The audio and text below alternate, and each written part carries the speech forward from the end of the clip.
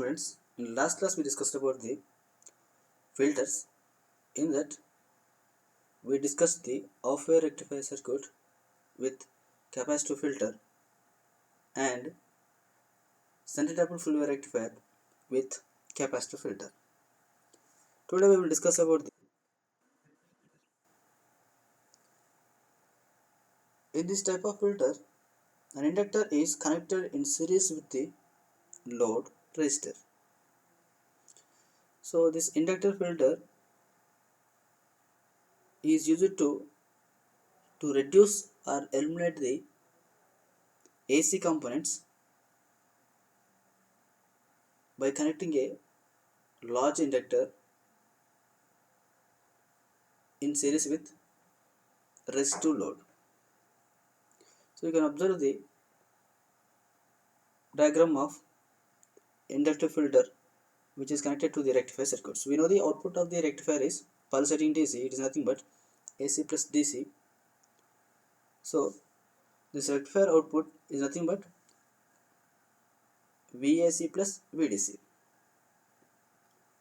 Now this is given to the inductor. So here inductor and resistive load both are in series. So due to this connection, it forms the voltage divider. Yes. For the proper filtering of inductor, we need to select as that reactance of or impedance of inductor must be more greater than the load resistor. That means XL is greater than RL. So we know XL equals to omega naught into L is greater than RL in off-wave rectifier. For the full wave rectifier, 2 omega naught into L is greater than RL. Here, for the proper filtering using capacitor, we need to choose that XC is less than RL.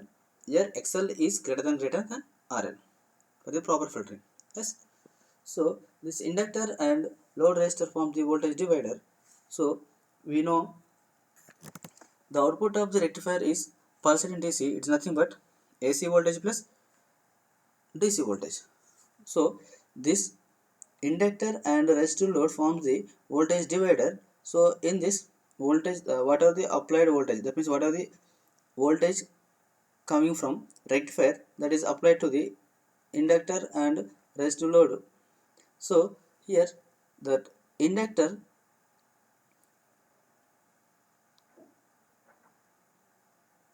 the voltage drop across the inductor is almost AC voltage. Yes. Why? Because so due to the AC voltage, the reactance is very high, so it is open circuited. So the voltage drop across the inductor, that means the most of the AC components will appear across the inductor. Some of the AC components and DC components passing through the load resistor. Yes. So most of the AC components will present across the inductor. Why? Because the reactance of inductor is very high. So the AC components will appear across the inductor. The remaining components, pure DC along with some little bit of AC components will passing through the load resistor. So across the load resistor we are taking the output. That means so maximum DC voltage is passing through the load resistor RL. So the voltage drop across the resistive load is almost DC. Yes. So the DC components VDC appears fully across the RL because inductor is short circuited with respect to the DC. Clear? So now AC voltage or AC components appear across the AC voltage appears across the inductor and DC voltage appear across the load resistor. Clear? Now we are calculating the ripple factor. So here we are considering the full wave rectifier, either it is a center dipole full wave rectifier or bridge rectifier. So we are considering the full wave rectifier. So the full wave rectifier output is always pulsating DC. It is nothing but combination of AC plus DC. So here I am replacing that rectifier circuit with series combination of AC plus DC source. So why? Because the output of the rectifier is pulsating DC. It is nothing but AC plus DC. So in the circuit diagram, I am indicating the VDC equals to the maximum VDC of the full rectifier is 2Vm by 5, and Vs is equals to, I am writing it is equals to minus 4Vm by 3 5 cos omega t. This term I have written from the Fourier series of trigonometric Fourier series. Clear? So while we are discussing about the output frequency, that means harmonics present in the pulsating DC of full wave rectifier, we discuss this term minus 4Vm by 3 5 into cos omega t. So this is the AC voltage VAC. So DC is nothing but 2Vm by 5, and inductor L is series with the load resistor. So ripple factor we know I dash RMS by IDC. So assuming the ideal inductor, the DC current through the load will be what we can write. So when we are considering the ideal inductor, so all the or most of the maximum DC will passing through the will appear across the load resistor. So we can say it is IDC equals to 2M by 5 into RL. Yes. So we can say AC current through the load can be written as ISC equals to what we can write. So ISC can be written as VAC by RL plus XL. Yes, clear. So but coming to the impedance of inductor, our reactance is very high. So compared to the load resistor, so we are neglecting the R. So we are writing it is VAC by XL. So from that we can write ISC equals to the magnitude of ISC can be written as mod of VAC by XL. So ISC peak value can be written as VAC peak by XL value. Yes. So RMS AC current is I dash RMS, which is written as, we know it is equals to ISC peak by root 2. It is similar to your previous capacitor filter derivation. Yes. Now it is I dash RMS equals to VAC peak by root 2 into XL. Yes. From that we can substitute the VAC peak value and XL value. From that we can write I dash RMS equals to root 2 Vm by 3 5 omega naught L. So from that we can write the ripple factor equation I dash RMS by IDC equals to RL by 3 root 2 omega naught L. This is the ripple factor of inductive filter. So here ripple factor is directly proportional to the load resistor, and it is inversely proportional to the inductor. So when you are increasing the inductor value, inductance L value, then ripple factor will decrease. By increasing the load resistor value, ripple factor will increase. Clear? So this ripple factor is directly proportional to the load resistor and inversely proportional to the inductor. So here you can say here also ripple factor is dependent of load resistor. The small ripple factor can be achieved with inductor filter if RL is small or load current is large. Clear? So we are always assuming output must be high value. So when load, the small ripple factor can be achieved with the inductor filter if RL is small. Why? Because RL is directly proportional to the ripple factor. Yes. Otherwise, load current is large. When load current is large, then RL is small when considering the constant output. Yes. So similarly, we can write the DC output voltage. It is equals to VDC equals to 2Vm by 5 if all elements are ideal. Yes. So when all elements are non-ideal, then we can write VDC equals to 2M by 5 minus IDC into R. R is the internal resistance. So we already know, it is already discussed in the center of rectifier. R equals to R plus second row winding resistance by 2 plus inductor. Yes.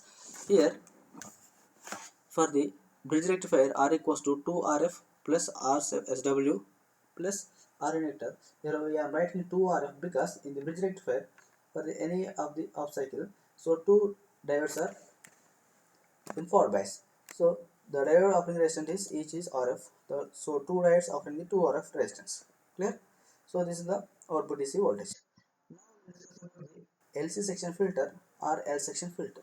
So in previous we discussed the single capacitor in filter, and in previous we discussed about the single inductor filter. Now we are discussing about the combination of capacitor or inductor filters. So a large inductor and capacitor connected in the form of L section, in the form of L shape. So this large inductor offers the high reactance and large capacitor offers the small reactance. Due to this, we are using this as a filter. So now we are connecting these L and C as L section or in L shape. So inductor is always in series with the RL and capacitor is always parallel with the RL. So inductor blocks or reduces the strength of AC components by offering the high reactance. We already discussed in the previous one only. So this reduced AC component flow through the almost capacitor. Yes, because capacitor offers the low reactance. Thus a negligible AC pass through the RL. So the small amount of AC will pass through the RL. So DC component IDC flow through smoothly through the inductor and then through the RL. So AC component bypassing through the capacitor and DC component is passing through the load resistor. So we are taking output across the load resistor. So LC section provides the less ripple than capacitor and inductive filters. Clear? So by comparing the individual capacitive filter and individual inductive filter, here the ripples in this output is very small compared with the individual capacitive filter and inductor filter. Clear? Why? The sum of the AC components are blocked by the inductor, as some AC components are passing through the capacitor due to the low reactance, and the maximum DC and very few amount of AC will passing through the RL. So we can say the output is having more DC and very small amount of ripple values. Clear? So rectifier with LC filter, ripple factor and VDC R, we can write ripple factor equals to root 2 by 3 xc by xl mod, or this is nothing but magnitude of xc by xl. So here xc is nothing but 1 by 2 omega naught into c and xl is nothing but 2 omega naught into l. Yes. So by substituting these two values, you can get the ripple factor values. Clear? So what you will get by substituting these values, you will get as ripple factor equals to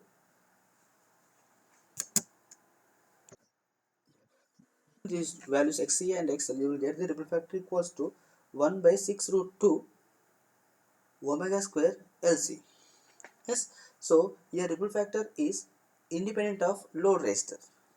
Here ripple factor is independent of load resistor and it is dependent of L and C value. Here ripple factor is directly proportional to the L and C value. When L and C increases, ripple factor decreases. That's why we are choosing the large values of inductor and capacitive values. And similarly we can write VDC equals to TVM by 5 minus IDC into R. We know this R is nothing but internal resistance in the circuit.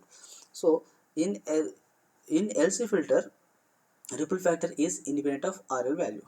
So that low resistance may be high or low, any value, but it reduces the ripples in the output. Clear?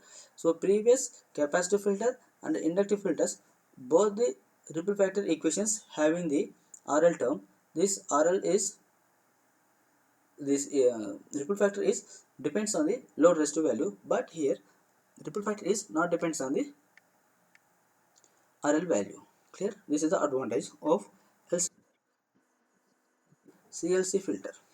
The CLC filter is nothing but here C and L and C. Otherwise, you can say it is 5-section filter. It is looking like 5 shape. So it is a 5-section filter. The CLC filter is a combination of capacitive filter and LC filter. So we already discussed about the LC filter. So by using LC filter, we are eliminating the most of the AC components and we are adding one more capacitor which is parallel to the load resistor. So here we are using one capacitor with the combination of LC filter. The part of AC component flow through the capacitor C1 initially. So we know the output of the rectifier is pulsating DC. It's nothing but AC plus DC. So in that AC plus DC, a part of AC component flow through the capacitor C1. Yes, we know this one. And inductor block reduces remaining AC component in the LC section. Yes, so this reduces the AC components flow through the C. So the remaining AC component will pass in through the capacitor C, and the AC components through the RL becomes 0. Why? Because so some AC components passing through the first C1 capacitor, then after some AC components blocked by the inductor L, and some other AC components will passing through the capacitor C, and we are having very negligible amount of AC components passing through the RL. So the maximum DC components will or DC current will passing through the load resistor RL. Okay, so we can say the voltage drop across the RL becomes pure DC compared to the remaining all the filters. So here we are improving the more filtering. That means the ripples in this output is very less compared to the previous all the filters. So we can write the ripple factor equals to R equals to root 2 by RL into XC1 by XL. So we know this XC and XC1 XL. So it is similar to previous only. Yes, by substituting these values you will get the ripple factor. So here also it is independent of the load resistor. So we can write VDC equals to Vm minus Vr by 2 minus IDC R indicator. It is similar to in previous derivation only. As we already know, Vr equals to IDC by 2 F naught C1 in full wave rectifier. So Vr equals to IDC by F naught into C1 in half wave rectifier. Yes. So these are the formulas. In this we can say what are the small amount of AC components present in the LC section filter, that small amount of AC also removed by my 5 section filter. Clear? Why? Because here C1 bypassing the some AC components, some of the AC components are blocked by L filter inductor, and some other AC components will passing through the capacitor C, and we don't have AC components passing through the load resistor, so maximum DC will passing through the load resistor RL only. The filters. So capacitor filter is used if low cost and simplicity is desired. So when you are designing this simple circuit as a filter, then you can use the capacitor, and the cost of the capacitor is also small or very low value. So this capacitor filter is used when we are when we require the low cost and simple circuits. And next, LC filter is used if ripple is to be independent of load. So in capacitor and inductive filters, the ripple factor is dependent on load resistor, but here LC filter is independent of the load resistor. Clear? And CLC filter is used if least ripple is desired.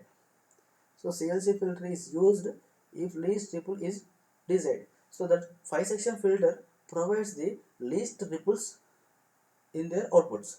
So inductor filters is rarely used because inductor is in large size, and it has more weight, and it is expensive compared to the capacitors. Yes. So generally inductive filters are not preferable, and these inductors are also sensitive to the EM waves, electromagnetic waves. We know this one. Yes. These electromagnetic waves will affects on inductors in the circuit. Yes. Practically output voltage of any filter is fluctuation DC. So we are saying at the output we are getting pure DC in the CLC filter. But coming to the practical, in any filter, either it is a capacitive filter or inductive filter or LC filter or 5 section filter, any filter, the output voltage of any filter is always fluctuating DC, because the filtering is improper. So it is improper due to the improper filtering, so we are getting fluctuation DC output voltage. Otherwise you can say whatever we are applying the AC voltage at the primary winding of the transformer, so here also we are having the fluctuations. So due to the fluctuations in the AC input voltage, so we are getting the fluctuation DC at the filter outputs, and this variation in load current also. So fluctuation DC at the practical output of filter because of 3 reasons, that are improper filtering, that means the filter circuits are working not properly. Second one, the fluctuation present in the input AC voltage.